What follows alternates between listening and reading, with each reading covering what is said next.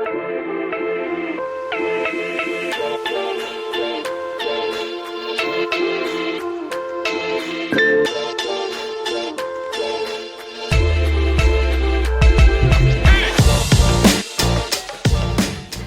my beautiful baddies. Welcome to the first ever Your Inner Baddie Speaking podcast episode. I honestly really wanted to do this for like the longest time, probably over a year ago now. When I originally thought of doing something like this, I thought I had to do it with another person. I really wanted it to be conversational. Kind of just like a talking with your best friend, you know, like that sort of intimacy of just having like that pep talk that you give your best friend when she's feeling down or when they're feeling down. That kind of feeling, I suppose. And, you know, it didn't really work out to do it with anybody. And I kind of dropped the idea of doing this all together. And then months later, it came back to me, and I couldn't resist this feeling of like, I really want to talk with people about my experiences and about how I've felt and how I've had to do certain things in my life to get where I am today. And I just couldn't shake this feeling. I was in London for a work trip a few months ago, and I will never forget being in the hotel room. I extended my trip a few days for some personal time so I could see some of my family who live out there who I haven't seen in like, gosh, over 7 years now, which is just absolutely insane to me. So I was like, if I'm going to be there, I might as well take advantage of seeing them. And so I was in my hotel room that I was in for work. It was the final day. I put on one of those Spotify playlists, and I was just kind of like packing up the room, you know, getting ready, just excited. And you know when just everything lines up exactly how you need it to, like when the playlist comes on and it's just playing everything that you want to hear. You know, it's exactly the mood that you're in. The lyrics are just, I mean, they couldn't be any better. They're just hitting home, you know? And so I'm just dancing around my hotel room, enjoying the moment. And this one song came on called Walk by Griff. And I knew right in that moment when I listened to that song that I had to pursue this. Like, I had been thinking, okay, you know, the ideas are flowing to me again. Clearly this is something that I really feel passionate about. But in that moment, I heard that song and I went, yep, I have to do this. And one of the lyrics that got me was talking about how if I could give you my eyes so that you could see you the way that I see you. And the one that really, really got me was the one that said, the way that you love when you fall and how you get up regardless. But in that moment when I heard that lyric, I've never felt something so much in my core, because it is, and I think the actual lyric is like, when you laugh when you fall, but in my head, you know, you hear what you want to hear, right? So in my head, I heard the way that you love when you fall. And I thought that was the most beautiful thing of thinking about how people, you know, you fall in love or you fall in life and you go through these ups and downs, and yet when you pick yourself back up and you get up regardless of the pain, of the hurt, of the how tired you feel, how drained you are, how much you don't want to, and you get up regardless and all you have to do is walk, I think it's one of the most beautiful moments in life to not only think about how you've gone through all of your trials and tribulations and you've gotten back up even when you might not have wanted to see friends go through things that you wish that they didn't have to go through, but they got up stronger, or they got up no matter what and they kept going. because it isn't all happiness. It isn't all smiles and laughter. Of course, we enjoy those moments, but it's in the tough times that you find your character. It's in the tough times that you find your support, and it's in those tough times that you have to pick yourself up. And that's really why I couldn't let it go after I heard this.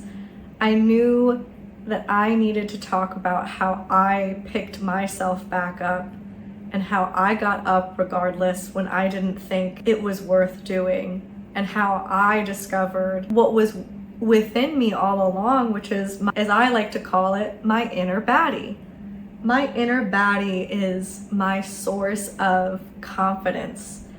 I like to talk about her as if she's kind of like my alter ego or something like that, however you want to pinpoint it.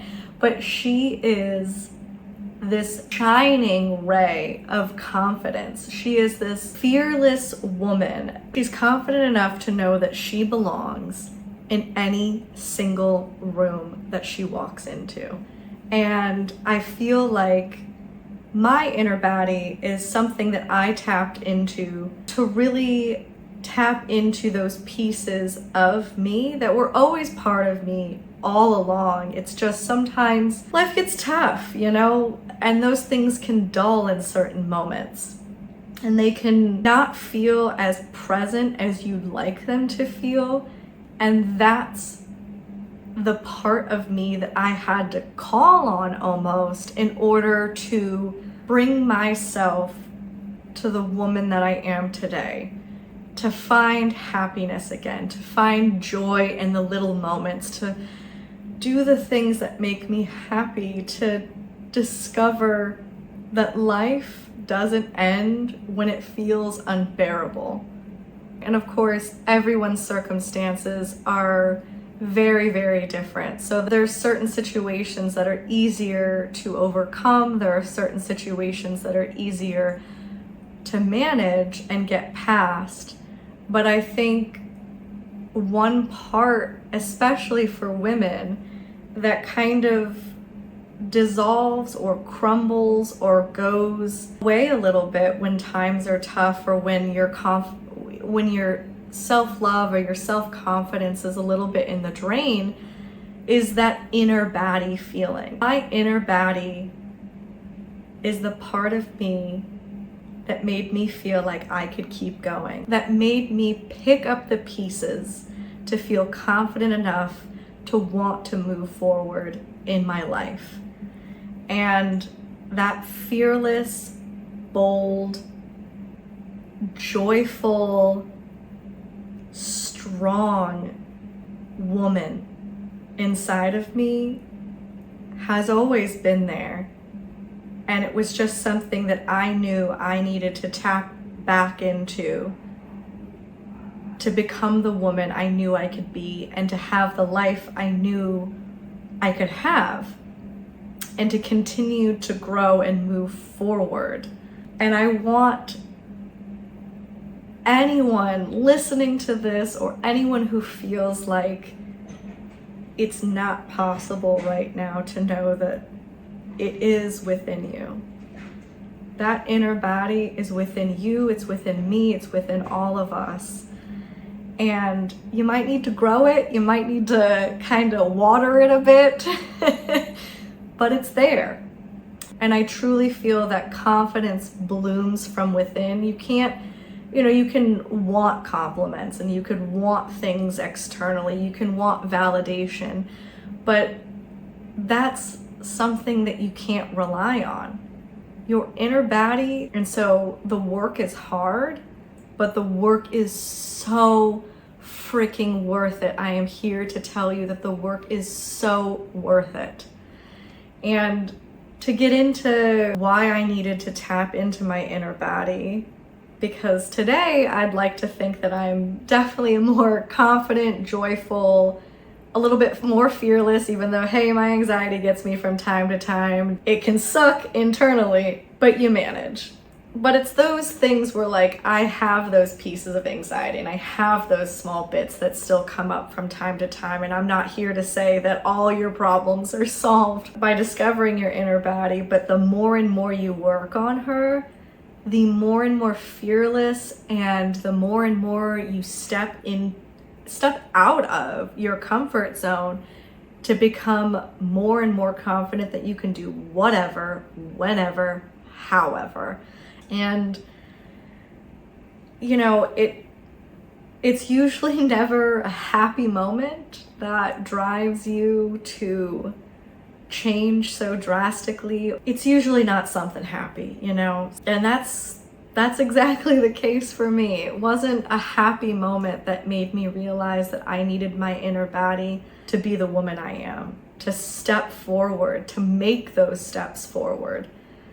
It took absolute rock bottom for me to call upon my inner Baddie and to feel that I needed that extra push. And that's what my inner Baddie does for me. It's that extra push that makes me confident enough to walk like that song. It's all in the way that you walk after. For me, it was a few years ago now where I was in a very toxic marriage, and I don't know if I fully understood while I was in it how bad it was for me. And I've struggled with depression and anxiety for years of my life, since childhood, which is a whole other conversation that we can get into at another time. But I had struggled with depression and anxiety for a while, and you know, I thought as a young adult that as a young woman, that I had done enough work to mitigate those feelings enough to be in a good mental health space for myself. And it turns out that being with the wrong person and being in the wrong environment and not setting boundaries or knowing your worth, or you might know your worth, but you feel trapped in a situation, can drag you down to depths that you've never even discovered before. And towards the end of my marriage, I was crying almost every day. I was gaining weight. I didn't care about my appearance. I was depressed beyond belief. I don't think I understood how depressed I was at the time. I didn't want to look myself in the mirror. I didn't want to get out of bed. I didn't want to, it got so bad that I wanted to hibernate almost in my home, which, don't get me wrong, sometimes I still want to do. But this wasn't for fun, or this wasn't to rest and recuperate. This was anything was daunting. Anything was scary. I became so drawn inward that going downstairs in my apartment building to go get the mail or to go pick up a package, I had to spend time convincing myself that I needed to do these things and that I had to do these things. And of course, there's a cycle for anyone who's struggled with mental health. I'm sure most of us understand this. It's a cycle of, you know, you need to do something, you know, you have to get out of this feeling or this enclosure that you've put around yourself that I can't leave. Doing anything was too much. And I would spend 30 minutes to an hour, sometimes longer, to convince myself to go get the mail. That is how bad I am talking that it was. Showering was hard. Just life in general was hard. I was in such a period of my life. And of course, I was older by the end of my marriage. But I was still in this youthful mindset of my mental health problems are mine, and I am a burden for having them, and I shouldn't put that on anybody else, and I shouldn't make them deal with it. Basically, they shouldn't have to take that on. And so there's this like cycle of knowing that you need to do something, getting down on yourself for not doing it as easily as you think that anyone should be able to do it. Then you have to have the fight with yourself of the guilt of feeling like the guilt and the disappointment that you aren't doing it. And then you're mad at yourself for not doing it. And then it just perpetuates like the feeling of not wanting to do it. So you don't want to do it. You're trying to convince yourself to do it. Then you feel bad about not being able to do it. And now you just feel like absolute shit.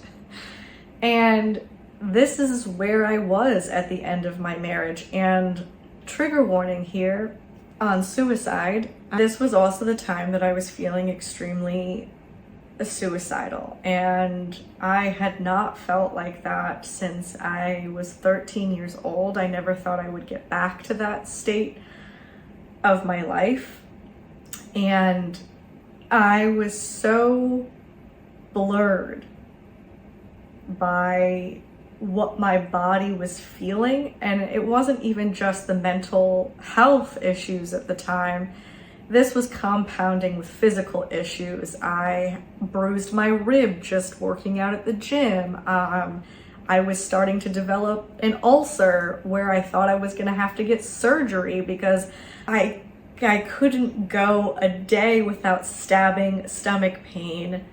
These were all signs from my body that I was in the wrong space and I was with the wrong person and I needed to get out. And I was feeling so low that I didn't know if life was worth living anymore. It got worse before it gets better, as things usually do. And it got worse. I had always had inclinations that something in my marriage, besides me feeling like absolute shit, was wrong. And you know, every person has their fights, and we got married during COVID, and of course that I'm sure exacerbated some of our issues and just puts emphasis on all of those things that you can't get away from by doing daily activities like going to the office, happy hours, seeing your friends, all of that stuff. And of course, it doesn't help when someone's eye wanders another direction that's not you. And it was in those last months of our marriage where it went from unhappy to divorce, I think less than a 2-week span. And I remember when he told me he was unhappy, and I finally conveyed that to my parents. I think my mom was the first person I said anything to. It wasn't a very long marriage, but I knew that if I said anything out loud, I would have to deal with it. And I thought I had so much already to deal with internally that I just couldn't bear the idea of one more thing to deal with. And when I finally started sharing things with my mom, I said, okay, so what's the worst that happens? And I said, well, I get divorced. And she said, no, that you take your own life. And I think that pretty much sums up exactly where I was in that point in time, of that where I was mentally, is I thought ending my life was easier than the failure of a divorce. Of course, you know, I grew up with divorced parents. It was a very, very difficult divorce. It was hard to go through as a kid. And I thought I would never relive that, ever. I would never, ever put myself through that. So to me, it was this or it was nothing. And it's weird how when you grow up with something that really shapes your childhood, that you determine that anything will be better than experiencing it again. And that is why when I saw the two paths I could go down, I could be consumed by anger and the feeling of failure and the hopelessness and the loneliness, and also getting over the idea that some other woman was more enticing than the woman that you married. I saw that path and I saw how it could destroy me and how it already was destroying me. It was just a matter of time. Or I saw the path of the weight lifted off of me. And I remember the first time that I felt my inner Baddie sort of call to me, I guess. I mean, it felt like she had been dormant for so long. I mean, you heard me describe what I was kind of feeling for a long period of time. So to me, she was kind of like, whoop, she's out of the picture. And I remember feeling like a ping of like, there is joy and there is something within you that just doesn't want to give up. And I could lean into that. I could see the hope or I could see the destruction. And I am so thankful that I had my mom and my stepdad, who had both gone through divorce in their time, who literally picked up the phone whenever I called, listened to me cry, listened to me vent and complain and get angry and grieve the future I thought I was gonna have. I mean, every single emotion you could think of, they were there, and never once complained that I was leaning on them so much. They helped me get to a place where I could hear the fact that it could get better and listen to that instead. And so my inner Baddie means the world to me. My inner Baddie means life instead of death. She means that I can get through absolutely anything because she will pick me up when the other parts of me are tired. And that there is hope, you know? And so this podcast and these episodes are really a love letter to that young woman